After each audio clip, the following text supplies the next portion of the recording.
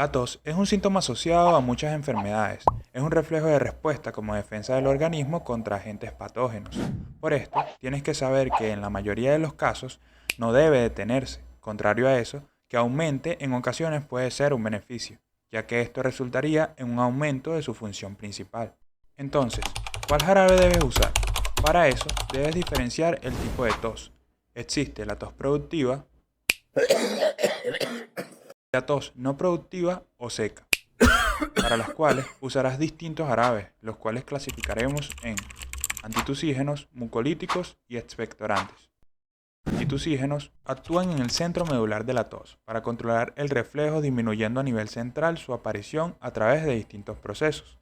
Estos son utilizados para tratar la tos seca o irritativa, la cual tiene diferentes causas, como el uso de medicamentos, entre ellos algunos antihipertensivos, como el captopril o carvedilol, así como también algunas enfermedades crónicas del sistema respiratorio y cardíaco.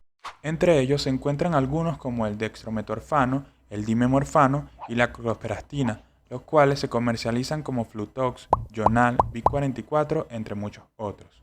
Estos no deben usarse en infecciones respiratorias para el tratamiento de la tos productiva, y debido a su complejidad, su consumo debe reducirse a la prescripción médica. Por otro lado, para el tratamiento de la tos productiva se usarán los mucolíticos, los cuales favorecen la fluidificación del moco y aumentan el aclarado mucociliar, y los expectorantes, los cuales incrementan el volumen de secreciones bronquiales y aumentan los mecanismos de eliminación de la flema.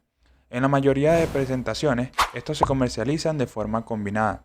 También hay que destacar que existen tanto derivados sintéticos como naturales.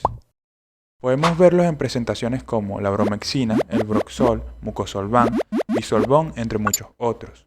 Siempre se debe tomar en cuenta que a pesar de su amplia distribución y facilidad de adquirirlos, estos pueden tener contraindicaciones y producir distintos efectos adversos. Por ende, su consumo deberá reservarse a la posterior prescripción por un profesional.